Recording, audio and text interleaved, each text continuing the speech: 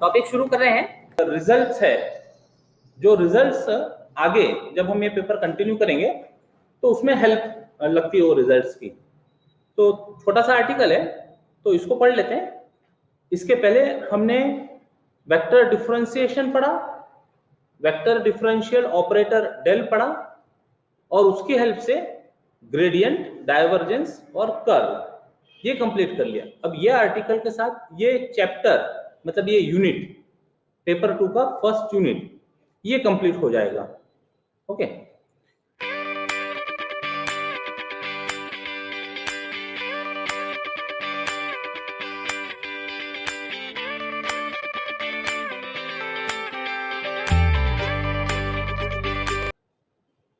तो एक फिगर दिख रही है वहां पर, देखो कर्व है। अब अभी तक हम curve y equal to f of x कहा करते थे। अब जब हम डिफरेंशियल ज्योमेट्री, मतलब हमको कोई डेरिवेटिव से रिलेटेड काम करना है, ज्योमेट्री में डेरिवेटिव से रिलेटेड काम करना है, इसलिए नाम उसका दिख रहा है डिफरेंशियल ज्योमेट्री। तो ऐसे समय कर्व पर एक फिक्स पॉइंट सपोज कर लिया जाता है, और वो फिक्स पॉइंट के रेफरेंस में हम आर्क का लेंथ मेजर करते हैं। ओके, कर्व को कुछ नाम भी दिया जाता है। कर्व को नाम देकर एक फिक्स पॉइंट लेकर आर्क लेंथ मेजर करते, और स्मॉल एस ये आर्क लेंथ के लिए यूज करते हैं। S, small S denote arc length on a specific curve from a fixed point. इतने बैकग्राउंड के साथ अब वहां जो लिटरेचर है, ये लिटरेचर को जरा रीड करते और साथ साथ में समझने की कोशिश करते हैं। If C is a space curve, एक एक वर्ड को समझकर आगे बढ़ेंगे। स्पेस कर्व का मतलब क्या समझते हो? स्पेस में है ना। अभी तक के हम 2 डायमेंशनल ड्रॉ करते थे फिगर्स को, ग्राफ को, कर्व को 2 डायमेंशन यानी एक्स वाई प्लेन पे। अपने पेपर में हम कोई कर्व ड्रॉ करते थे तो वो प्लेन कर्व हो गया जो 2 डायमेंशन में है, और जिसका इक्वेशन हम लिखा करते थे y equal to f of x. अब ये 2 डायमेंशन है, एक्स और वाई एक्सिस, यहां पर एक जेड एक्सिस भी आ गई, तो अब स्पेस हो गया। मतलब अभी हम ये रूम में बैठे हैं तो ये स्पेस हो गया। अब यहां कोई कर्व है तो ये हो गया स्पेस कर्व। अब स्पेस कर्व को रिप्रेजेंट कैसे करना, तो उसके नोटेशंस आएंगे। Defined by the function r bar equal to r bar u. R bar position vector पढ़ा था हमने, in terms of some variable u। मतलब r vector is a function of scalar variable u। 2 terminology साथ साथ में use कर रहे हैं। R vector function of scalar variable u, ठीक है। Then we have seen that dr bar by du is a vector in the direction of tangent at the point p to the curve c। एकदम starting में vector differentiation में dr bar by du represent parallel to tangent vector, और जब हम उसको t से differentiate करें, यदि हमारा r bar time parameter t का फंक्शन हो तो dr bar by dt velocity represent करता था, और ये जो वेलोसिटी का डायरेक्शन है, the direction of velocity is the direction of tangent. तो dr bar by du is in the direction of tangent to the curve at point P। ठीक है, इतनी बात। If the scalar variable u is taken as the arc length s, अभी थोड़ी देर पहले कहा था small s denotes arc length. Arc length का मतलब क्या? आर्क की लेंथ। तो लेंथ फाइंड करने के लिए 2 पॉइंट ऐसा रखने पड़ेंगे आर्क में। तो एक तो फिक्स करना होगा पॉइंट, और फिर बाद में जैसा भी आर्क मूव हो रहा होगा वहां से मान लो आर्क को सीधा किया और फिर उसको नाप लिया, तो जो आएगा length that is denoted bye s। Arc length s measured from a fixed point on c, then dr bar by ds is a unit tangent vector at point P to the curve C and is denoted by T bar. अब ये unit tangent vector की नई definition अपने सामने आ गई, d are bar by D S. ये कब होगा? जब आर बार कोई जनरल वेरिएबल u के बजाय आर्क लेंथ s पर डिपेंड होता दिखता होगा।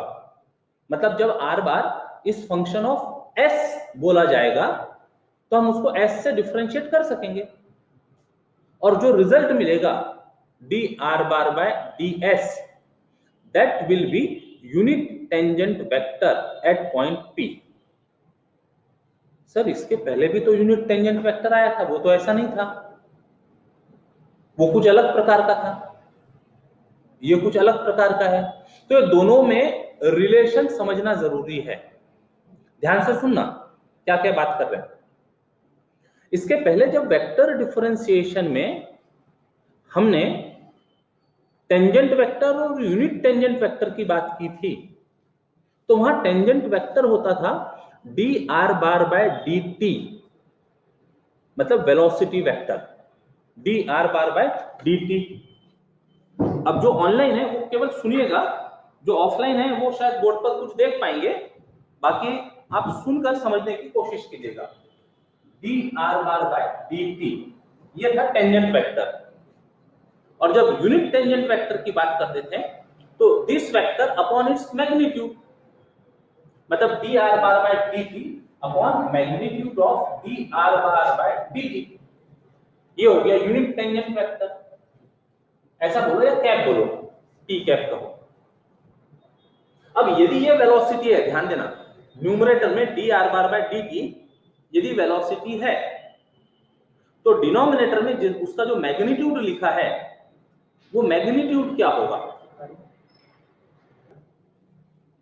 वेलोसिटी का मैग्नीट्यूड, हाँ, speed, speed, correct, speed. Velocity का magnitude is called as speed, और उसको डिस्टेंस या डिस्प्लेसमेंट से कैसे रिलेट करते हैं? Rate of change of displacement is the speed. वहां डायरेक्शन की बात नहीं हो रही है, वहां केवल स्पीड की बात हो रही है, ठीक है।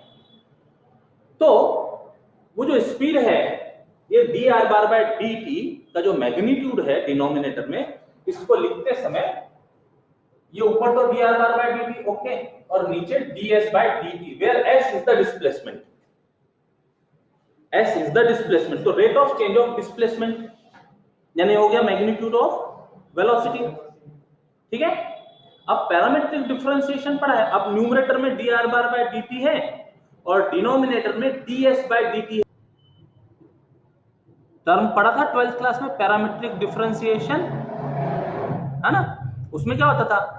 dy by dt upon dx by dt is equal to dy by dx। तो वहां पर ऐसे ही पढ़ते थे क्या dt dt कैंसिल हो गया करके?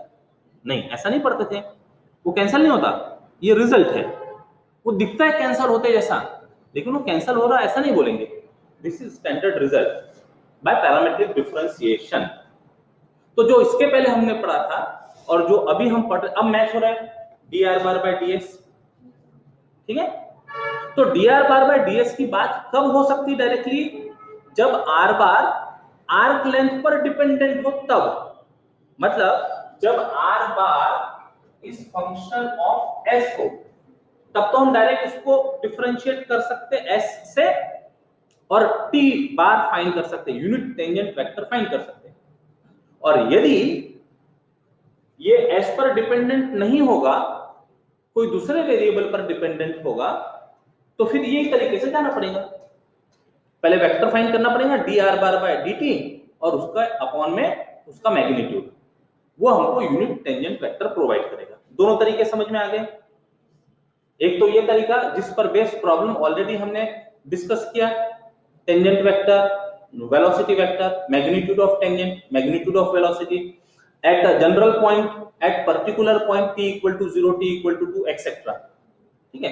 अब यदि r बार सीधे सीधे s पर डिपेंडेंट होता होगा तो उसका derivative gives us unit tangent vector, ठीक है। अच्छा, अब थोड़ा सा फिगर को इमेजिन करना। एक ऐसा स्पेस में कर्व है ऑनलाइन जरा इमेजिन करना, स्पेस में कर्व है और कर्व पर हमने टेंजेंट वेक्टर लगा दिया। ये फिगर में दिख रहा है, फिगर में उनको एक्शन नहीं दिखेंगे, है ना, क्योंकि उनको केवल स्क्रीन दिख रही है। तो फिगर में ये पी टी बार, ये टेंजेंट दिख रहा है पी टी बार। अब ये लाइन के ऊपर एक कोई परपेंडिकुलर यदि रखा, एक कोई परपेंडिकुलर यदि रखा, जैसे यहां दिख रहा है आपको, फिगर में दिख रहा होगा पी एन बार, पी एन बार, तो ये कहलाएगा नॉर्मल वेक्टर। ठीक है, नॉर्मल वेक्टर। अब ये तो प्लेन फॉर्म हो गया, ये दो वेक्टर का प्लेन, दोनों एक दूसरे को परपेंडिकुलर है, हम स्पेस में है। तो अब इसको तीसरा वेक्टर जो दोनों को परपेंडिकुलर हो, जो दोनों को परपेंडिकुलर हो, पी टी बार और पी एन बार, तो देखो एक बाहर आते हुए वेक्टर दिख रहा है। अब वो 2 डायमेंशन में फिगर है इसलिए उसको ऐसा देख नहीं पाऊंगा ठीक से, इमेजिन करना है कि वेक्टर बाहर आ रहा है। तो ये वेक्टर हो गया टी बार को भी परपेंडिकुलर और एन बार को भी परपेंडिकुलर। तो ये जो तीनों है, दो तीनों आपस में एक दूसरे को परपेंडिकुलर हो गए। ठीक है, तीनों एक दूसरे को परपेंडिकुलर, इनकी कुछ पर्टिकुलर टर्मिनोलॉजी है, वो एक एक करके हम डिस्कस करते हैं। दिख रहा है? अच्छा, आगे चलने के पहले जरा अभी समझते हैं कुछ। ये जो 3 परपेंडिकुलर वेक्टर्स दिख रहे हैं, ये 3 परपेंडिकुलर वेक्टर, और टी बार को क्या नाम दिया था? Unit tangent vector. T bar को नाम दिया था यूनिट टेंजेंट वेक्टर। इसको जो परपेंडिकुलर है पी एन बार, तो जो एन बार है वो कहलाता है प्रिंसिपल नॉर्मल, प्रिंसिपल नॉर्मल। और ये जो बी बार है वो कहलाता है बायनॉर्मल वेक्टर, बायनॉर्मल वेक्टर। ठीक है, तो इनका अरेंजमेंट हो गया टी एन बी, तीनों को एक साथ बोला टी एन बी। अब जरा इमेजिन करना, कर्व है, कर्व के एक पॉइंट पर ये पोजीशन दिख रही है। अब वो पॉइंट जैसे जैसा मूव हो रहा है, जैसे जैसा मूव हो रहा है कर्व के ऊपर, ये जो तीनों का ट्रायड है ये मूव होते दिखेगा। जैसे कर्व जाएगा इधर उधर जैसे भी जाएगा, तो ये जो पूरा पूरा अरेंजमेंट है तीनों वेक्टर का, ये पॉइंट पी के ऊपर दिख रहा था ना, अब पॉइंट पी मूव हुआ तो टेंजेंट चेंज हो जाएंगे, टेंजेंट चेंज हो गई तो नॉर्मल चेंज हो जाएगा, टेंजेंट और नॉर्मल को परपेंडिकुलर बाय नॉर्मल चेंज हो जाएगा। तो ये जो तीनों का ट्रायड है, ये एक पर्टिकुलर पॉइंट पे, अब थोड़ी देर के बाद में मान लो पी इधर आ गया तो पोजीशन ऐसी होगी, पी घूम के इधर गया पोजीशन ऐसी होगी। ठीक है, तो ये जो 3 परपेंडिकुलर वेक्टर है, ये 3 perpendicular vector position of point on the curve इस पर डिपेंड करेगा। इसके पहले ऑलरेडी हमने 3 परपेंडिकुलर वेक्टर्स पढ़े हैं, वो कौन से थे और कहां थे? 3 परपेंडिकुलर वेक्टर्स, यूनिट वेक्टर्स बोलते हैं। चलो, 3 परपेंडिकुलर यूनिट वेक्टर्स। हाँ, इधर ऑनलाइन भी एक्स वाई जेड तो एक्सिस हो गई, स्केलर वेक्टर ये कॉन्ट्रडिक्शन है, स्केलर और वेक्टर दोनों एक साथ नहीं आ सकते। देखो, जो तुम्हारे मन में आता है ना थॉट्स, उसको बोला करो, तो कैसा होगा,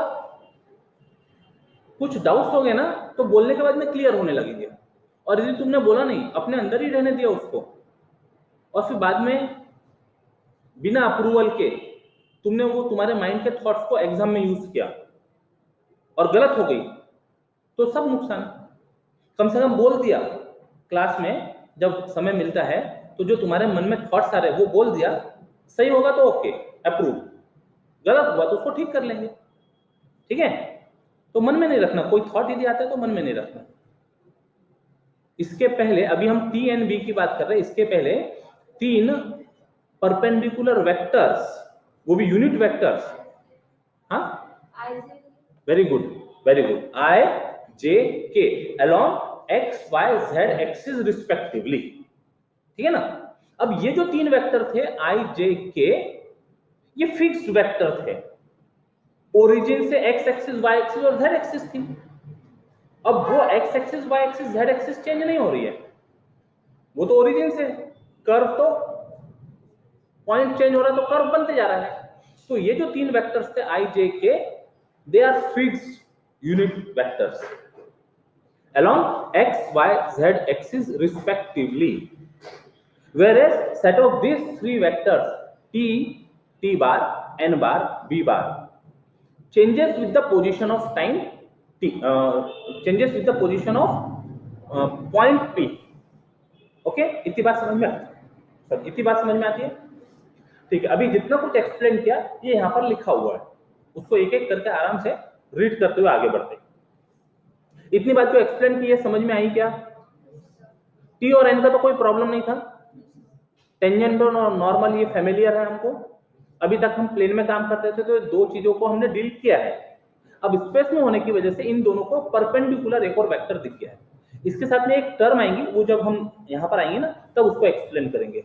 राइट हैंडेड सिस्टम, ये भी टर्म से फेमिलियर होंगे। Right handed system, right handed system, तीन चीज परपेंडिकुलर राइट हैंडेड सिस्टम। तो टी एन बी, तो यदि मान लो उसको ऐसा रोटेट किया तो बी का डायरेक्शन हमको ऊपर आते दिखता है ना, ऐसा जैसे नट बोल्ट खोलते ना हम, तो यदि ऐसे स्क्रू खोलते तो कैसे एंटी क्लॉकवाइज डायरेक्शन में खोला तो नट बोल्ट ऊपर आता है। तो anti clockwise direction is considered as positive direction in mathematics, और यदि उसको बंद करना है तो क्लॉकवाइज घुमाना पड़ता है, तो वो स्क्रू नीचे जाते दिखता है। Clockwise direction is considered as negative direction. Okay, ये जो बात कर रहे हैं ये आएंगी आगे, देखते हैं। यूनिट टेंजेंट वेक्टर तक के सब कुछ ठीक है, it is denoted by T bar. अब the rate at which T bar changes with respect to arc length S is a measure of curvature of C, ये नई डेफिनेशन आ रही है अपने सामने, and it is given by D T bar by D S. इसका हमें लगता है मैग्नीट्यूड होना चाहिए, D T bar by D S gives curvature, ठीक है। तो curvature is given by magnitude of d T bar by D s. The direction of d T bar by, हाँ यहाँ डायरेक्शन की बात है तो ये मैग्नीट्यूड होगा, ये पक्का है।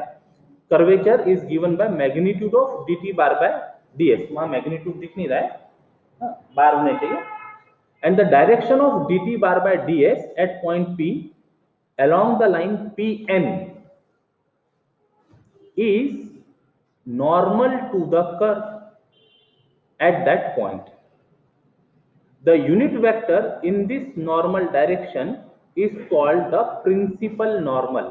दो चीजें आ गई, यूनिट टेंजेंट वेक्टर और दूसरा आ गया principal normal at point P, and it is denoted by capital N bar. The unit vector b bar perpendicular to both t bar and n bar, अभी आपके सामने ये करके बताया था, हा? तो वहां ऑनलाइन दो वेक्टर प्लेन में है, आप ऐसा समझना उसको तीसरा वेक्टर ऊपर परपेंडिकुलर रखा है ना। तो this vector b bar is unit vector perpendicular to both t bar and n bar such that b bar is equal to t bar cross n bar is called binormal of the binormal to the curve. अच्छा, अभी ये जो cross product है, ये cross product देखते हुए एक चीज और रिकॉल कर लो, यहीं पर ही आपने दो तरह के प्रोडक्ट देखे वेक्टर्स के लिए, डॉट प्रोडक्ट और क्रॉस प्रोडक्ट। तो ये जो क्रॉस प्रोडक्ट है, यदि मान लो प्लेन में आपने दो वेक्टर ड्रॉ किए, एक वेक्टर ए और एक वेक्टर बी, तो ये जो प्लेन है जिसमें वेक्टर ए और वेक्टर बी है, यदि मान लो यहां दो वेक्टर है, प्लेन पर दो वेक्टर हैं, तो ये जरूरी नहीं परपेंडिकुलर हो, ए वेक्टर बी वेक्टर के बीच में कोई एंगल थीटा है, तो इसको जो परपेंडिकुलर रहता है this is a cross b, this is a cross b, मतलब इस प्लेन के हर वेक्टर को परपेंडिकुलर हो गया, ये कहीं पर भी होगा, ऐसी लाइन होगी, ऐसी लाइन होगी। जब ये ऊपर जाने वाला वेक्टर प्लेन को परपेंडिकुलर है, इसका मतलब इस प्लेन पर जितने भी वेक्टर होंगे उन सबको परपेंडिकुलर होगा, ठीक है। हम स्पेसिफिक दो वेक्टर की बात करें, वेक्टर ए और वेक्टर बी, तो ये दोनों का जो क्रॉस प्रोडक्ट है वो cross product is given by this perpendicular vector. फिर राइट हैंडेड सिस्टम की बात की, ए से बी की तरफ यदि हम जा रहे हैं, यानी एंटी क्लॉकवाइज डायरेक्शन जा रहे हैं, तो ये जो वेक्टर है ये ऊपर आते दिखेगा हमको, कंसीडर्ड एज पॉजिटिव। और बी से ए की तरफ यदि हम रोटेशन करें, बी से ए की तरफ, तो क्लॉकवाइज दिखता है। बी से ए की तरफ 3:30 बजे, बी से ए की तरफ जब रोटेशन करते हैं तो ये क्लॉकवाइज दिखता है, और क्लॉकवाइज दिखता है तो वो नट हमको नीचे जाते हुए दिखता है। तो इसके नीचे जो वेक्टर जाएगा, प्लेन के नीचे जो वेक्टर जाएगा, that is minus A cross b vector. समझ में आ रहा है? इमेजिन हो रहा है? इमेजिन हो रहा है प्लेन के ऊपर आने वाला वेक्टर पॉजिटिव ए क्रॉस बी, और प्लेन के नीचे अपोजिट डायरेक्शन में जाने वाला वेक्टर माइनस ए क्रॉस बी। और पॉजिटिव सेंस में उसको कहना है तो क्या बोलते हैं? माइनस ए क्रॉस बी को पॉजिटिव सेंस में बोलना है तो क्या बोलेंगे? माइनस ए क्रॉस बी को पॉजिटिव सेंस में बोलना हो तो क्या बोलेंगे? यस, ऑनलाइन में बी से ए की तरफ आया ना, बी क्रॉस, हाँ, minus A cross B is same as B cross A, B cross A, ठीक है ना? तो इसका मतलब जो क्रॉस प्रोडक्ट होता है वो कम्यूटेटिव नहीं रहता। A cross B is not same as B cross A. यदि बोलना है तो A cross B is minus of B cross A, opposite sign of. Dot product commutative होता है, A dot B is equal to B dot A, but cross product is not commutative, ठीक है?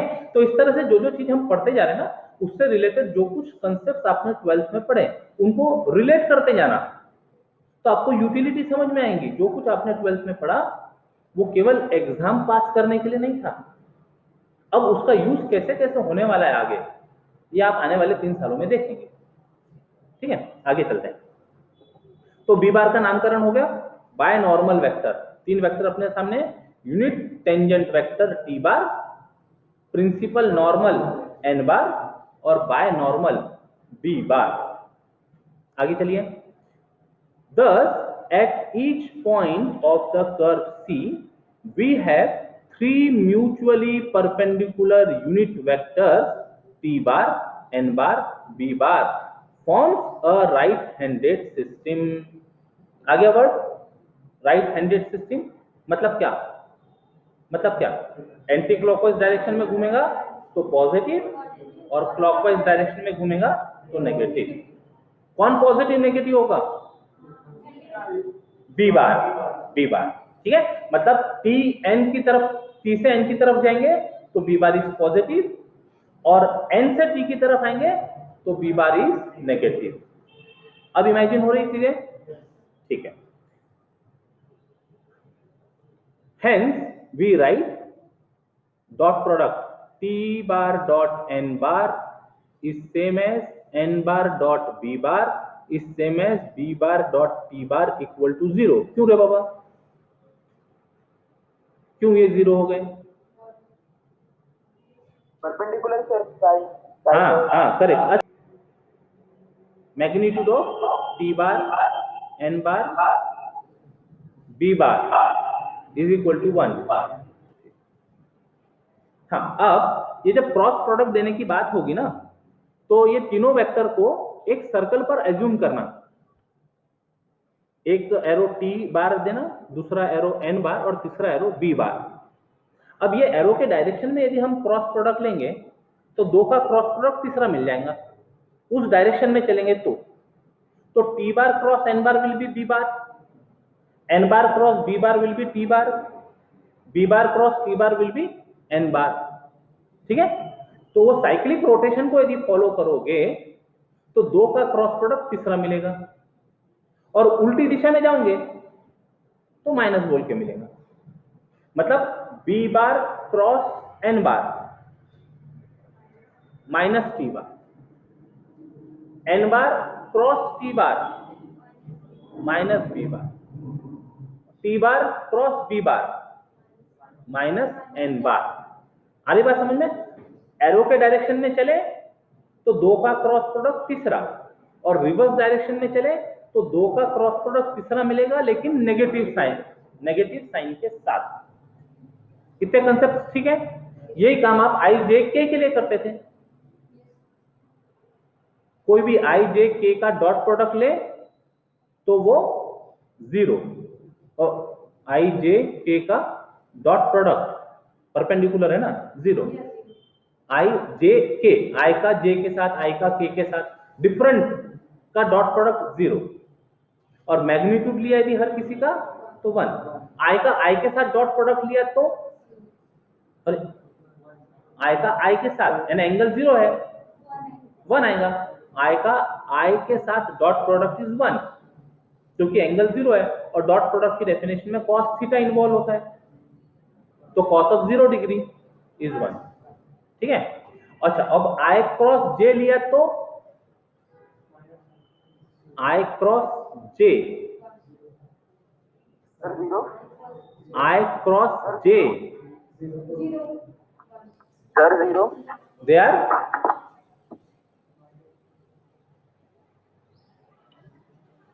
Hello 0 sir, 0 हो जाएगा। अरे cross product में कौन सा फंक्शन इन्वॉल्व होता है डेफिनेशन में? Sine theta. अब दो परपेंडिकुलर वेक्टर के बीच में एंगल क्या हुआ 90, साइन 90 क्या होता है 1, तो i क्रॉस j क्या बनेगा? नहीं ना, वेक्टर बनेगा ना वो। अभी थोड़ी देर पहले तो अपन ने बात की इतनी सारी के वेक्टर, वेरी गुड, हाँ K vector, i cross j is equal to K, j cross k is equal to i, k cross i is equal to j। ये तो सीधे सीधे डायरेक्शन में चले तो, और रिवर्स डायरेक्शन में चले तो नेगेटिव आएगा, k cross j minus i, आ रहा है समझ में?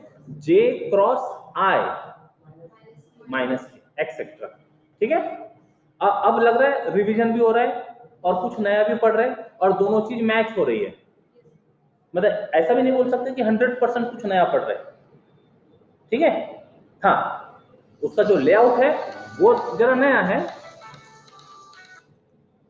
लेकिन चीजें मैच हो रही है जो कुछ पढ़ा है उससे।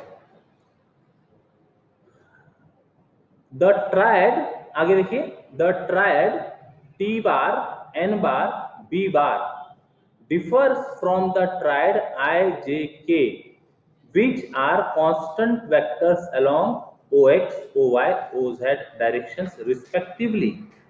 हमने फिक्स वेक्टर बोला था, ये कांस्टेंट वर्ड यूज कर रहे हैं। ठीक है, while t and b changes from point to point of the curve। दोनों में फर्क समझ में आ गया? तीनों वेक्टर i j k का सेट और t n b का सेट आपस में एक दूसरे को परपेंडिकुलर है, उसको बोलते हैं mutual perpendicular set of three vectors. एक बार रिपीट करो हमारे साथ, mutual perpendicular set of three vectors. i j k fixed set है, t n b moving set है, जैसे पॉइंट का पोजीशन चेंज होगा वैसे ये जो सेट है ये मूव होते दिखेगा। ठीक, चलो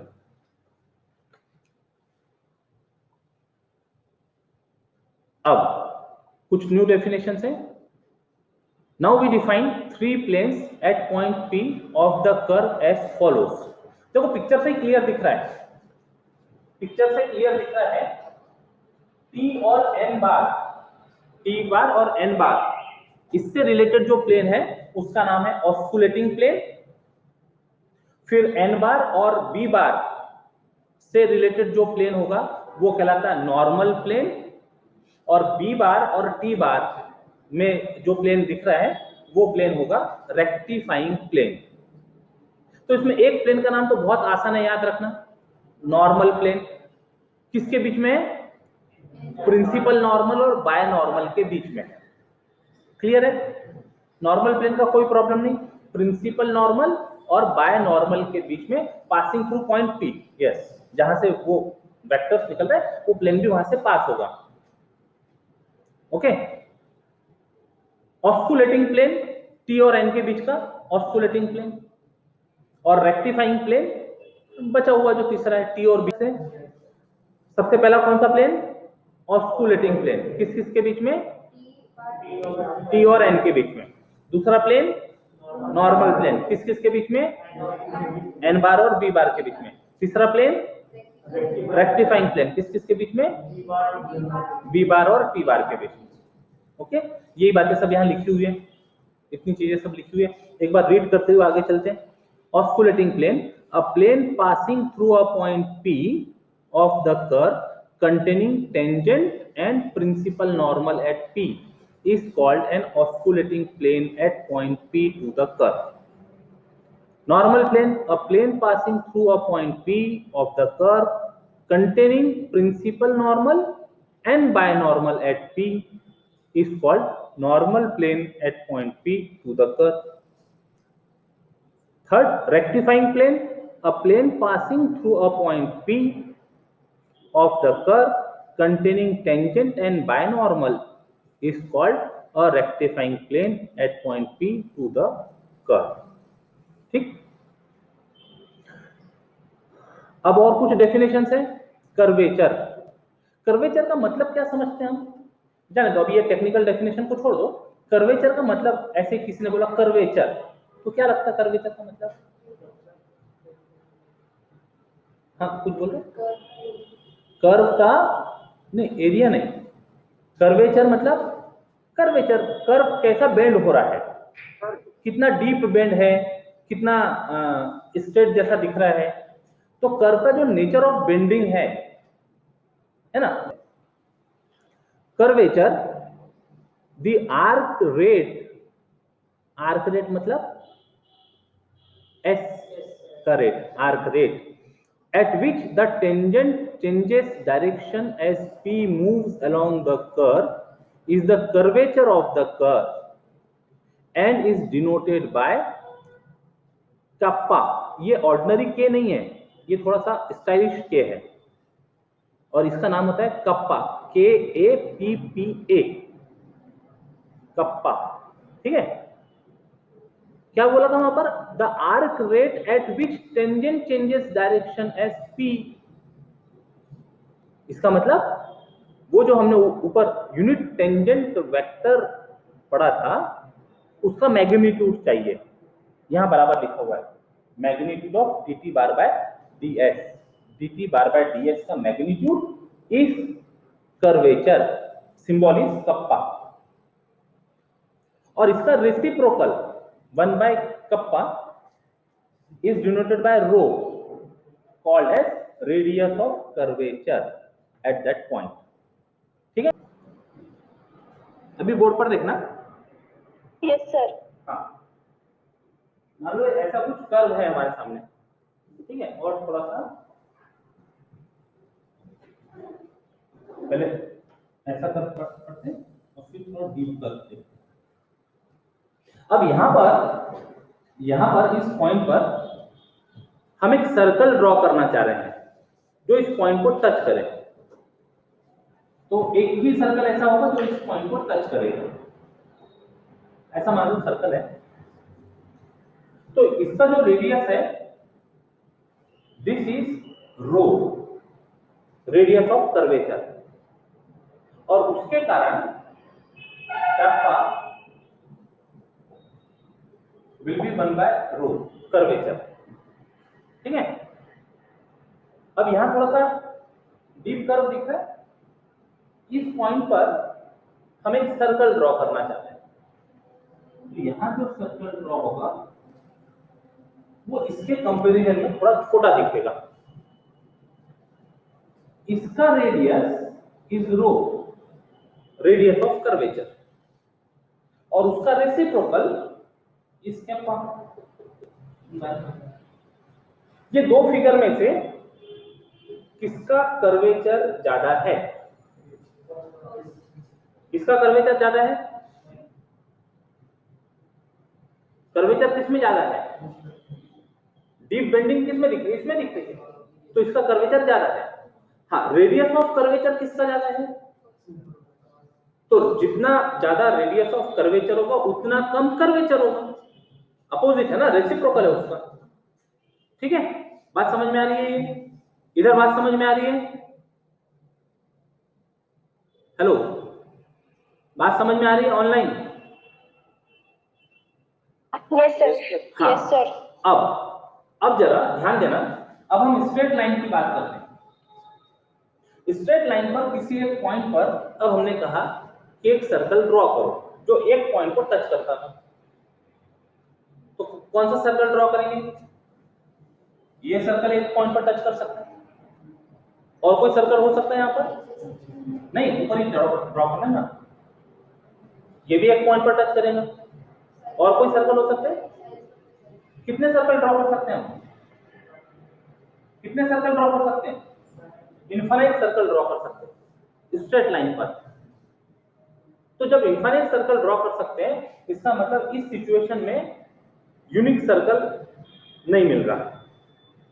तो यहां पर रेडियस ऑफ कर्वेचर नहीं है, नहीं हो रही है, रेडियस ऑफ कर्वेचर एग्जिस्ट नहीं हो रही है, क्योंकि एक सिंगल सर्कल नहीं मिल रहा है। तो मतलब radius of curvature is not defined for straight line, and therefore curvature is 1 by rho, 1 by infinity is, what is 1 by infinity? अरे लिमिट कंटिन्यूटी पढ़ा होगा ना, ऐसी कभी सिचुएशन नहीं आई। 1 अपॉन इंफिनिटी क्या होता? अच्छा, ऐसा बोलने से नहीं मिलेगा तुमको आंसर। 1 by 0 क्या होता? Very good, infinity. 1 by 0 infinity, tends to infinity बोला जाता है। 1 by 0 tends to infinity, not defined. तो यदि उनको एक्सचेंज कर दिया ऐसा, तो 1 by इंफिनिटी टेंस टू 0। तो this 1 by infinity tends to 0, मतलब स्ट्रेट लाइन के लिए कर्वेचर इज 0। तो लॉजिक समझ में आ रहा है अभी कर्वेचर और रेडियस ऑफ कर्वेचर का? हाँ, ठीक है। Curvature is kappa, mathematically magnitude of dt bar by ds, वो हम डायरेक्ट फाइंड करेंगे, और उसकी हेल्प से फिर रेडियस ऑफ कर्वेचर फाइंड करेंगे, कप्पा का रेसिप्रोकल। ये ज्योमेट्री से वो चीजों को एक्सप्लेन करने की कोशिश। ठीक है, ठीक है, कंसेप्ट ओके? Yes sir. ठीक, चलिए अभी हम स्क्रीन पर आ जाते हैं फिर से। कर्वेचर की बात हो गई, रेडियस ऑफ कर्वेचर की बात हो गई। Next definition is torsion, the arc rate at which the osculating plane turns about the tangent is called the torsion of the curve and is denoted by। अब किसको चेंज करने की बात कर रहा है? Rate at which osculating plane turns. अब जरा समझना, ऑस्कुलेटिंग प्लेन यदि टर्न हो रहा है, तो ऑस्कुलेटिंग प्लेन को परपेंडिकुलर कौन है? B bar. तो ऑस्कुलेटिंग प्लेन का रेट ऑफ चेंज फाइंड करना है, मतलब बी बार का डेरिवेटिव फाइंड करना है।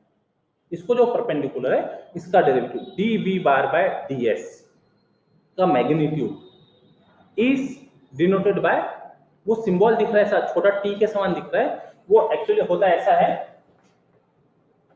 टाउ, टी ए यू, इसका नाम है टाउ। ठीक है, क्या? टॉर्क, ये यूज करते थे सिंबल। हाँ ठीक है, तो फेमिलियर हो फिर टाउ। हाँ, ऐसा कुछ स्टाइलिश में टी जैसा रहता है, टाउ। हिंदी वर्जन टाउ बोलते हैं कई बार उसको, but it is tau, T A you.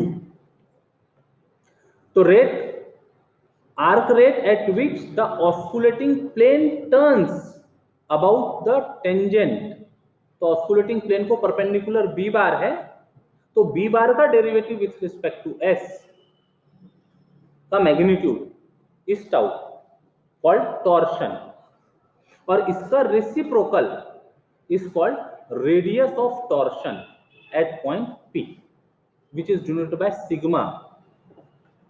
ये small sigma is equal to 1 by tau is called radius of torsion at point P। तो कितने कितने डेफिनेशंस हो गई? कर्वेचर, रेडियस ऑफ कर्वेचर, फिर टॉर्शन, रेडियस ऑफ टॉर्शन, और vector T, vector B, vector T, vector N और vector B. इतनी चीजें हो गई, 7 चीजें हो गई। हाँ, now this is important, Frenet-Siret formulae. Frenet-Siret formulae, a set of relations involving derivative of fundamental vectors. ये कैपिटल T N B चाहिए, ये स्मॉल जो लिखे ना ये शुड बी कैपिटल, हर जगह कैपिटल यूज कर रहे हैं। कुछ author small T N B use करते हैं तो फिर हर जगह small T N B use करेंगे। हमको जो टेक्स्ट बुक दी है उसमें कैपिटल यूज करने हैं तो हर जगह capital T N B vector use करेंगे। तो ये स्मॉल नहीं कैपिटल लिखेंगे, capital T bar N bar B bar is collectively known as Frenet Serret formulae. इनके जो रिलेशंस होंगे वो रिलेशंस ऐसे D T bar by D S, D T bar by D S का मैग्नीट्यूड था कपा, मैग्नीट्यूड यानी scalar quantity kappa, अब magnitude हटा दिया तो ये जो वेक्टर है this vector is kappa into N bar, kappa into N bar, okay. D B bar by D S, D B bar by D T का magnitude था टाउ, अब मैग्नीट्यूड हटा दिया तो वेक्टर क्वांटिटी होगी, तो that vector quantity is minus tau N bar, minus tau N bar. इनको derive भी करेंगे हम आगे, इनको याद रखना है ये फॉर्मूलेस को। और T N bar by D S, D N bar by D S is tau B bar minus kappa T bar, इसका डेरिवेशन आएगा आगे। पहले सिंपल सिंपल प्रॉब्लम है वो डिस्कस कर लेते हैं। Solve example, find the unit tangent vector to any point on the curve x is equal to t square plus 1, y is equal to 4t minus 3, z is equal to 2t square minus 6t. Also find it at the point t equal to 2. अब unit tangent vector यदि s में दिया होता तो direct हम s से derivative करते थे r बार का, वो t बार देता था। अब यहाँ s पर तो डिपेंडेंट है नहीं, यहाँ t पर डिपेंडेंट है, तो फिर जो हमने वेक्टर डिफरेंशिएशन के लिए पढ़ा था वैसे फाइंड करना पड़ेगा। D R bar by D T upon magnitude of D are bar by D T, तो पहले आर बार तैयार करना पड़ेगा। R bar is equal to X I plus Y J plus Z K, X Y Z दिए हुए हैं, काम बन गया। Given curve is X equal to Y equal to Z equal to a tangent vector to the curve at any point is dr bar by dt which is equal to d dt of r bar लिखा है bracket में xi plus yj plus z के, where x की value रख दो, y की value रख दो, z की वैल्यू रख दो, ठीक है। साइड में लिखा r bar is equal to xi plus yj plus z के।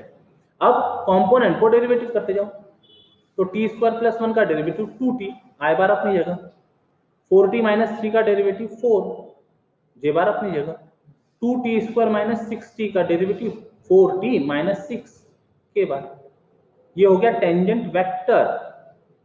अब एट पॉइंट की बात करनी है तो यूनिट टेंजेंट वेक्टर ही लगा दिया ना पहले, t bar is equal to dr bar by dt upon magnitude of dr bar by dt, ये वेक्टर पूरा पूरा लिखा है ऊपर न्यूमरेटर में, अपॉन अंडर रूट में कंपोनेंट के स्क्वायर का सम, कंपोनेंट का स्क्वायर्स का सम, ये हो गया जनरल यूनिट टेंजेंट वेक्टर। पहले बोला था ना उसने फाइंड यूनिट टेंजेंट वेक्टर, तो ये जनरल हो गया एट एनी टाइम t।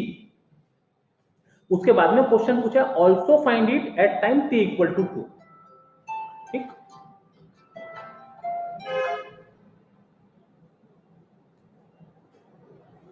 तो at time t equal to 2 the unit tangent vector t bar equal to, रखो t की वैल्यू 2 2 2, जहां जहां t दिख रहा है तो ये 2t बन गया, 4i प्लस 4j तो अपनी जगह है, 8 माइनस 6 यानी 2k, और डिनोमिनेटर में भी t की वैल्यू पुट करके सिंप्लीफाई करना है। दिस गिव्स जो भी नंबर मिलेगा unit tangent vector at given time t equal to 2, ठीक है। सिंपल प्रॉब्लम्स है। अच्छा थोड़ी देर के लिए मान लो यहां जो x y z t में दिख रहे हैं, यदि ये s में होते, t की जगह s होता, s square plus 1, 4s minus 3, 2s square minus 6s, तो आपका यूनिट टेंजेंट वेक्टर क्या होता था? यूनिट टेंजेंट वेक्टर क्या होता था? D are bar by D S. Answer बोलो, उसका क्या दिखता था? बोर्ड पे दिख रहा है आंसर, आंसर बोलो ना। 2s आई बार प्लस 4j बार प्लस 4s माइनस 6k बार। ठीक है, यदि हमारे इक्वेशंस s के टर्म में होते थे। ओके, ये आगे फ्रेनेट-सिरेट फॉर्मूले का proof. Prove that Frenet Serret formulae dt bar by ds equal to kappa n bar, db bar by ds equal to minus tau n bar और dn bar by ds is equal to tau b bar minus kappa t bar. अब एक एक को proof करना है। t बार को differentiate करना है पहले वाले रिजल्ट में, तो t बार से रिलेटेड रिजल्ट रिकॉल करना, ये इंपॉर्टेंट स्टेप होगा। जो स्टार्टिंग है हर प्रूफ की, जो स्टार्टिंग है, क्योंकि वो जब तक के लिखी नहीं जाएंगी तब तक के आगे जो भी कुछ करना है वो याद नहीं आएगा। तो फर्स्ट स्टेप इज इंपॉर्टेंट, है ना। हम कहते हैं ना, पहला स्टेप लिया तो हम चलते जाएंगे मंजिल तक पहुंच जाएंगे। पहला स्टेप नहीं लिया तो खड़े के खड़े ही रह जाएंगे। तो हर जगह फर्स्ट स्टेप को बहुत ध्यान से समझना और उसको याद रखना। तो we have t dot t equal to 1, ये ऑब्वियस है, यूनिट टेंजेंट वेक्टर है, उसका उसी के साथ डॉट प्रोडक्ट लेंगे, इट इज 1। तो t डॉट t का रिजल्ट 1 है, इसको डिफरेंशिएट कर दे रहे with respect to arc length s, तो वी गेट डॉट प्रोडक्ट में ऑर्डर का कोई प्रॉब्लम नहीं। तो हम जैसा प्रोडक्ट रूल बोला करते थे डेरिवेटिव का, वैसा यहां पर भी बोल सकते हैं, first derivative of second plus second derivative of first. या फिर अब एक चीज का करेक्शन कर लेते हैं। वो करेक्शन ऐसा, जब भी हम डॉट प्रोडक्ट, ध्यान से सुनना, बहुत ध्यान से सुनना, इधर सभी लोग ध्यान से सुनना, जब हम डॉट प्रोडक्ट या क्रॉस प्रोडक्ट को डिफरेंशिएट कर रहे हो तो बिना ऑर्डर चेंज किए हम पहले एक को डिफरेंशिएट करेंगे, दूसरे को एज इट इज रहने देंगे, फिर जिसको नहीं किया था डिफरेंशिएट अब उसको करेंगे, और जिसको किया था उसको एज इट इज रहने देंगे। ठीक है, मतलब दो टर्म का यदि डॉट प्रोडक्ट है या क्रॉस प्रोडक्ट है तो पहले को डिफरेंशिएट किया, दूसरे को कुछ नहीं किया, प्लस पहले को कुछ नहीं करेंगे, दूसरे को डिफरेंशिएट करेंगे। Okay, without changing their order. अब यहां दोनों t डॉट t है, इसलिए ये चीज समझ नहीं आएगी, लेकिन यदि ये कुछ अलग वेक्टर होंगे, आगे आएंगे ये बात, अलग वेक्टर होंगे तो ये चीज बहुत अच्छे से आप समझ पाओगे। तो first t dot dot derivative of t dot with respect to s, यानी सेकंड को डिफरेंशिएट किया, प्लस अब फर्स्ट को डिफरेंशिएट किया है dt bar by ds dot t dot as it is. Okay, dot product में ये फर्क नहीं समझ में आता, क्रॉस प्रोडक्ट में लेकिन बहुत जरूरी है ये चीज को फॉलो करना। ऑर्डिनरी डेरिवेटिव लगाते समय वहां पर दो फंक्शन के बीच में इनटू हुआ करता था, इनटू। अब यहां डॉट प्रोडक्ट है तो डॉट प्रोडक्ट दिखने देना, क्रॉस प्रोडक्ट होगा तो क्रॉस प्रोडक्ट दिखने देना। ठीक है, अब ये डॉट प्रोडक्ट तो कम्यूटेटिव होता है, तो दोनों को हम t dot dt bar by ds plus t dot dt bar by ds बोल सकते हैं। एक ही जैसी चीज दो बार है तो 2 times t bar dot dt bar by ds हो गया, इक्वल टू 0, 2 से डिवाइड कर दिया तो क्या बचा, t bar dot dt bar by ds equal to 0। दो वेक्टर का डॉट प्रोडक्ट 0 आया, इसका मतलब ये दो वेक्टर कैसे होंगे, परपेंडिकुलर होंगे। ये दो वेक्टर परपेंडिकुलर होंगे। उसमें एक वेक्टर कौन है, t बार, और दूसरा वेक्टर कौन है, dt बार बाय ds। अब देखो ये टेबल के ऊपर एक पेन रखा है, उसको एक वेक्टर ये परपेंडिकुलर है। ठीक है, अब थोड़ी देर के लिए ऐसा मानो कि ये t बार है, टेबल पर जो रखा है वो t बार है, और उसको जो परपेंडिकुलर है टेबल के ऊपर जो वेक्टर दिख रहा है बाहर आते हुए वो dt बार बाय ds है। ओके,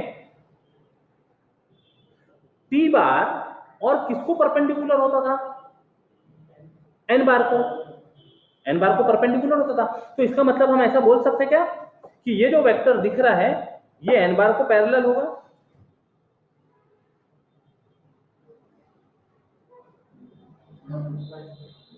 बराबर है, टी बार एन बार को परपेंडिकुलर था।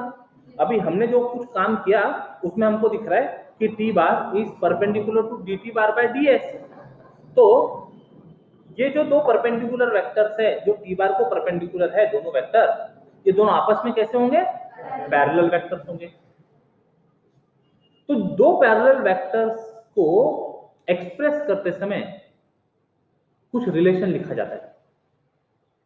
दो पैरेलल वेक्टर्स को एक्सप्रेस करते समय, जैसे vector A bar is parallel to vector B bar यदि हो, तो उसको यदि हमको, ये पैरेलल है मतलब ज्योमेट्रिकल कंसेप्ट हो गया, उसको यदि अलजेब्राइक कंसेप्ट में लिखना हो, पेपर पे लिखकर बताना हो, प्रॉब्लम सॉल्व करने के लिए यूज करना हो, तो vector A bar is parallel to vector B bar को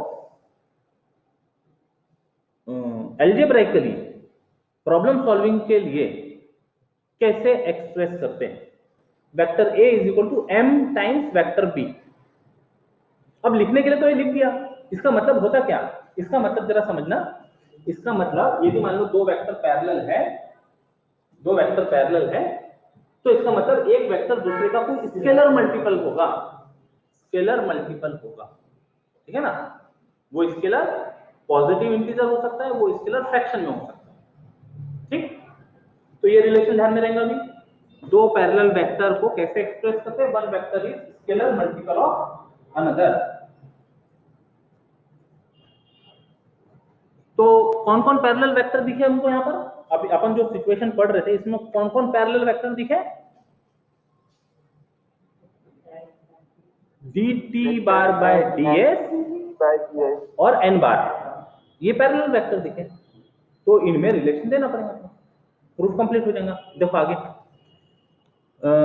T bar dot D T bar by D S equal to 0 implies D T bar by D S is perpendicular to T bar, but dt bar by ds lies in the osculating plane and hence it must be along the principal normal to the plane. Principal normal यानी n bar. Therefore, if n bar is unit vector in the direction of dt bar by ds, then these two vectors are parallel. dt bar by ds and n bar are parallel, and therefore dt bar by ds is equal to some scalar multiple of n bar, and that scalar here is kappa.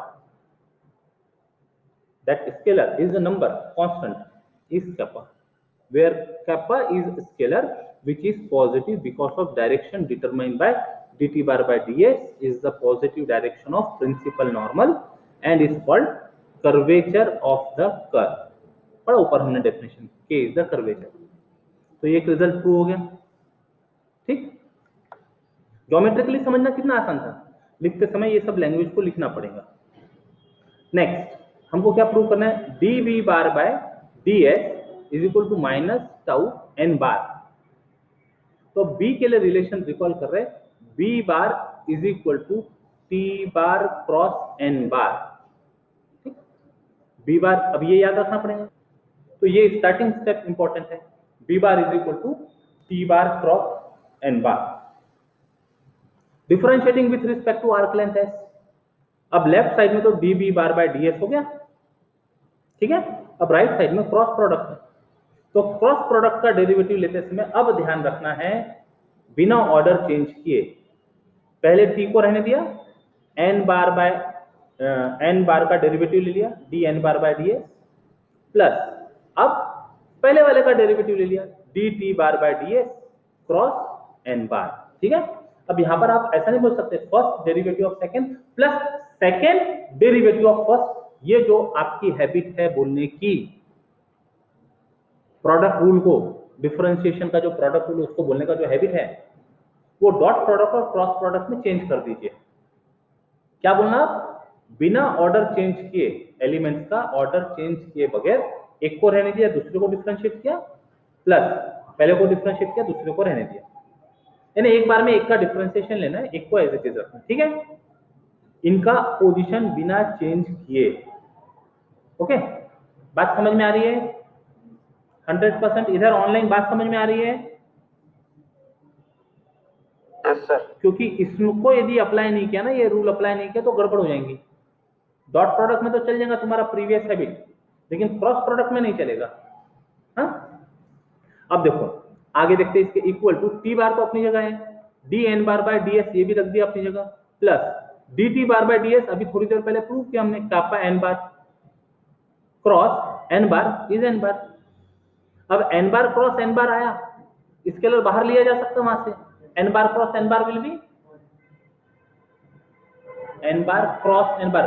देखो answer देने के पहले ना cross में कौन आता है, sign आता है, और दोनों वेक्टर सेम है तो दोनों के बीच का एंगल क्या हो गया, 0, साइन 0 इसलिए वैनिश। लॉजिक समझ में आ रहा सोचने का,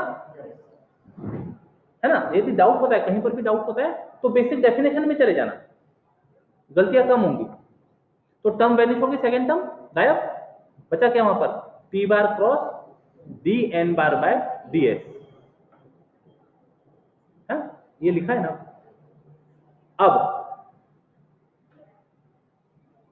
अब ये जो D B bar by D S आया ना हमारा, T bar cross D N bar by D S, इसका डॉट प्रोडक्ट ले रहे टी बार के साथ में। Again this step is important. जो भी चीज ऐसा बोरो की जा रही है ना, बाहर से लाई जा रही है, तो वो याद रखना जरूरी हो जाता है। कैलकुलेशन वाली स्टेप तो तुरंत हमको एक के बाद दूसरी क्या, दूसरी के बाद तीसरी क्या समझ आ जाएंगी, लेकिन जो एकदम से ऐसे टर्निंग स्टेप, एकदम से अचानक से कहीं से बाहर से आ रही है, उसको याद रखना जरूरी। तो ये जो फाइंड किया, इसका डॉट प्रोडक्ट लिया हुआ है टी के साथ में, T bar dot D B bar by D S equal to T bar dot, ये D B bar by D S जो मिला वो लिख देते हैं, T bar cross D N bar by D S. अब एक ऐसा प्रोडक्ट है जिसमें आपको दोनों ऑपरेशन दिख रहे हैं, डॉट बी और क्रॉस बी, क्या कहलाता है, ऐसा रिजल्ट क्या कहलाता है, ये स्केलर ट्रिपल प्रोडक्ट। ऐसा फुल स्टॉप के साथ बोल रहे हैं कि क्वेश्चन मार्क के साथ बोल रहे हैं, पक्का? तो अच्छे से बोलो ना, स्केलर ट्रिपल प्रोडक्ट कितना फर्क पड़ता है क्वेश्चन मार्क के साथ बोलना और फुल स्टॉप के साथ बोलना। अभी तक के इंग्लिश में पढ़ा था ना, क्वेश्चन मार्क और फुल स्टॉप कैसे रोल प्ले करते समझ में आ रहे हैं। तो आपके आंसर किसके साथ होने चाहिए, फुल स्टॉप के साथ। सर फुल स्टॉप लगा दिया, क्वेश्चन मार्क नहीं है, क्लियर चाहिए, एकदम क्लियर चाहिए। समझ में आई बात? पढ़ा ना सब लोगों ने, पढ़ा ना रे बाबा online. Scalar triple product STP, और एक और नाम उसका होता है बॉक्स। अब सब कुछ याद आने लगा, हमने बताया क्या तुमको, ये पढ़ा है तुमने, लेकिन उसके ऊपर इतना इतना इतना इतना बोझ पड़ गया, अभी वो दब गए बेचारे, वो कंसेप्ट सब इधर उधर दब गए, उनको निकालना है धीरे धीरे, ऐसे बाहर निकालना है, पॉपअप कराना उनको ऐसे, है ना, पॉपकॉर्न जैसे फुटते ना वैसे पॉपअप, एक एक एक आइडिया को जो जो टॉपिक अपन पढ़ते जाएंगे उसके साथ साथ जो कंसेप्ट है उनको ऐसे पॉपअप कराना है, तो वो भी याद आती जाएंगी चीजें, और उससे रिलेटेड बाकी की चीजें याद आएंगी। अब एसटीपी याद आ गया अच्छे से। अब एसटीपी का कौन सा रिजल्ट यहां पर यूज होते दिख रहा है, इसको इक्वल टू 0 तो बोल दिया, तो कुछ रीजन होना चाहिए ना उसका। एसटीपी याद आ गया सबको अच्छे से, इधर सबको याद आ गया, ऑनलाइन में भी एसटीपी सबको याद आ गया होगा अच्छे से। हेलो, कितने बच्चे हैं वहां पर? 25 है, हाँ गए, बाकी लोगों को नींद आ गई। जो जगेगा वो पाएगा, जो सोएगा वो खोएगा, है ना। ऐसा स्कूल में आपको पता नहीं, आपको चैप्टर था कि नहीं, सोना छोड़ो सोना पाओ, है ना। हमको पीटी उषा का चैप्टर था ऐसा, और टाइटल था उसका सोना छोड़ो सोना पाओ। इसका चैप्टर पीटी उषा, ये फास्टेस्ट रनर थी इंडियन एथलेटिक्स में। आप लोगों ने ऐसा कुछ पढ़ा कि नहीं पढ़ा स्कूल में मालूम नहीं। लैंग्वेज तो सर ऐसे ही रहते थे, वो लैंग्वेज को पढ़ाने के पीछे बहुत, है ना, गहरी सोच हुआ करती थी। उस एज में जब आपको कुछ मोटिवेशनल चीजें बताई जाती, इंस्पिरेशनल चीजें कोई बताई जाती, तो हमें ना ऐसा एक्साइट हो जाते हैं कि हाँ हम भी ऐसा कुछ कर सकते हैं। तो ये जो स्लोगन है, सोना छोड़ो सोना पाओ, अब दोनों सोने का मतलब क्या है ये आप अच्छे से समझ सकते हैं। तो जो है वो पाएंगे, जो नहीं है वो खोएंगे। हाँ, तो ये दोनों, ये रिजल्ट 0 हो गया, इसके पीछे का कोई रीजन बोल सकता है क्या? ऑनलाइन में जो है वो भी ट्राई करें, और यहाँ पर जो बच्चे ऑफलाइन बैठे वो भी ट्राई करें। एसटीपी तो समझ में आ गया, अब हर चीज हम बताएंगे ना तो मजा नहीं आएगा, हर चीज हम बताएंगे तो मजा नहीं आएगा, सोचना तुमको भी साथ साथ में है। एसटीपी इक्वल टू 0 है, क्या दिख रहा है इसमें, कुछ स्पेशल एसटीपी है क्या ये? ऐसे बहुत सारे प्रॉब्लम सॉल्व किए थे तुम लोगों ने 12th में।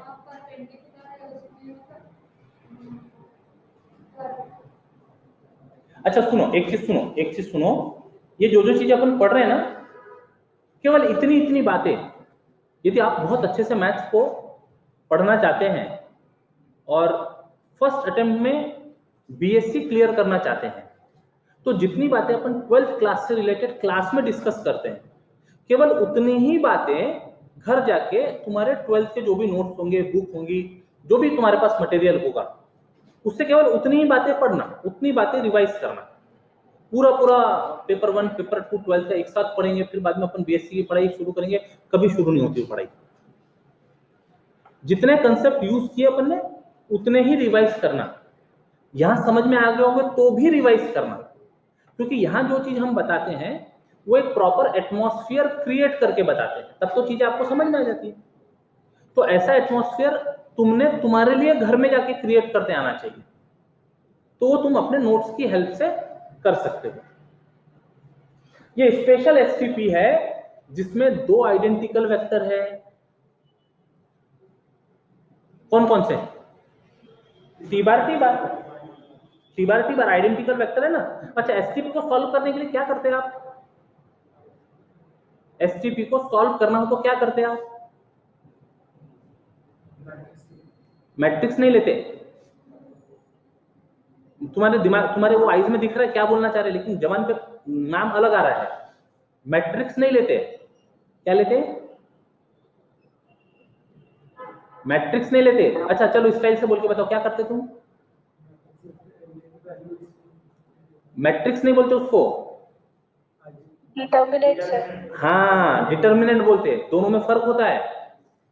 सर क्या फर्क होता है? बस उसको ऐसा बॉक्स बनाते हैं और इसको ऐसे 2 डंडी बनाते हैं, क्या है, छोटा सा एरो से, तो इतना ही फर्क नहीं रहता। सेम 1 पढ़ा ना सब लोगों ने, तब ये फर्क बहुत अच्छे से समझा के बताया था। मैट्रिक्स को एक्सपांड नहीं कर सकते, डिटर्मिनेंट एक्सपांड करके उसकी हम वैल्यू मिला सकते हैं, तो डिटर्मिनेंट लेते हैं। तो पहले डिटर्मिनेंट में पहले के कंपोनेंट, दूसरा सॉरी पहले रो में फर्स्ट के कंपोनेंट, दूसरे में सेकंड के कंपोनेंट, तीसरे में थर्ड के कंपोनेंट। 2 के कंपोनेंट सेम हो गए तो जब क्रॉस करके सबट्रैक्ट करेंगे तो 0 0 0 आते जाता है। ये उसके पीछे का लॉजिक हो गया। और स्टैंडर्ड रिजल्ट होता है STP containing 2 identical vectors vanishes। Problem solve करते समय ऐसा रीजन भी लिखते रहे होंगे आप 12th क्लास में, है ना? आती है, सब चीजें याद आती है, बस आपको अपनी तरफ से एफर्ट्स लेने की जरूरत है। कोई ऐसा तो नहीं होगा ना बिना एग्जाम दिए पास हो गया होगा, है ना? एग्जाम तो दिया ना, ठीक है, पूरा नहीं पढ़ा होगा, 35% पढ़ा होगा। 35% मिलाने के लिए 35% पढ़ा तो होगा ना, लेकिन 2 साल जब 11 12 पढ़ रहा था तब तो पूरा पूरा पढ़ा होगा। एग्जाम देने के लिए थोड़ा सा पढ़ा, पास हो गया, बीएससी में एडमिशन ले ली। अब नहीं चलेगा ऐसा। अब जो जो कंसेप्ट हमको 12th के लगेंगे उनको 100% पढ़ना जरूरी है। समझ में आई बात? तो आज घर जाके dot product, cross product, scalar triple product, इनकी डेफिनेशंस, इनके रिजल्ट्स, स्टेटमेंट्स, केवल प्रूफ में जाने की जरूरत नहीं, प्रॉब्लम में जाने की जरूरत नहीं, केवल जो कंसेप्ट पार्ट है उसको रिवाइज करना। तो एसटीपी हो गया इनका 0। आगे बढ़ते हैं। तो क्या मिला exactly? T bar dot DB bar by DS का डॉट प्रोडक्ट 0 हो गया। इसका मतलब ये दोनों 2 का डॉट प्रोडक्ट 0 हो गया, मतलब ये दोनों परपेंडिकुलर है। ठीक है, D B bar by D S is perpendicular to T bar. ये एक रिलेशन आ गया, इसको रख दिया अभी। अब फिर से B bar dot B bar लो, अभी फिर B bar dot B bar लेकर आए। अभी जैसे T bar dot T bar को सॉल्व किया था, B bar dot B bar को सॉल्व करने से वैसे सिमिलर रिजल्ट मिलेगा। वो डायरेक्ट लिखा है B bar dot D B bar by D S equal to 0। कहां से लिखा? डायरेक्ट ऊपर किया था ना काम। T bar dot T bar equal to 1 से मिला था T bar dot D T bar by D S equal to 0, तो उसी को देखते हुए लिखा b bar dot b bar equal to 1 imply b bar dot db bar by ds equal to 0 imply db bar by ds is perpendicular to b bar. अब एक vector db bar by ds is perpendicular to both t bar and b bar, hence it must be parallel to n bar. लिखते समय ऐसा लिख रहे हैं, visualise करते समय विजुअलाइज करना उनको. Therefore db bar by ds is equal to scalar multiple of n bar. Now this scalar is considered as tau with negative sign. क्यों tau? Because tau is related to magnitude of db bar by ds, इसलिए वहां tau use किया. और minus sign का explanation दिया है, where negative sign is introduced because as a convention torsion is regarded as positive when rotating the osculating plane as s increases in the direction of right-handed screw traveling in the direction of t bar. Because of convention it is considered as minus sign. ठीक है, तो second result का proof हो जाता है. Third result देखते हैं, फिर बाद में हम क्लास स्टॉप करेंगे. Third, since T bar N bar B bar form right handed system, अब हमको क्या चाहिए था थर्ड रिलेशन में, एन बार का डेरिवेटिव. तो N bar is equal to B bar cross T bar, differentiate with respect to S. तो left side में तो D N bar by D S equal to, अब फर्स्ट डेरिवेटिव ऑफ सेकंड क्या है, plus derivative of first cross second. B bar cross D T bar by D S का value था kappa N bar पहले वाले result से, plus D B bar by D S का value है minus tau N bar, minus को बाहर लिख दिया, क्रॉस टी बार. अब B bar cross kappa N bar, तो कापा बाहर कर दो, B bar cross N bar बचा. अब बी क्रॉस एन, ये तो रिवर्स डायरेक्शन में जा रहा है, तो क्या आंसर मिलेगा, माइनस टी बार. तो वहां दिख रहा है आपको equal to minus K T bar. Kappa वही है, B bar cross N bar is minus T bar, और टाउ बाहर आ जाएगा, स्केलर बाहर आ जाएगा क्रॉस प्रोडक्ट में से, एन क्रॉस टी उल्टे डायरेक्शन में आ गया, एन क्रॉस टी क्या मिलेगा, माइनस बी बार. बाहर एक माइनस पहले से बैठा है, माइनस ऑफ माइनस प्लस हो गया, तो प्लस टाउ बी बार. पहले पॉजिटिव टर्म लिख लो, tau B bar minus kappa T bar. Problems देखेंगे. आज के लिए इतना ही, रुकते हैं यहाँ पर. बाय बाय, जय गणेश.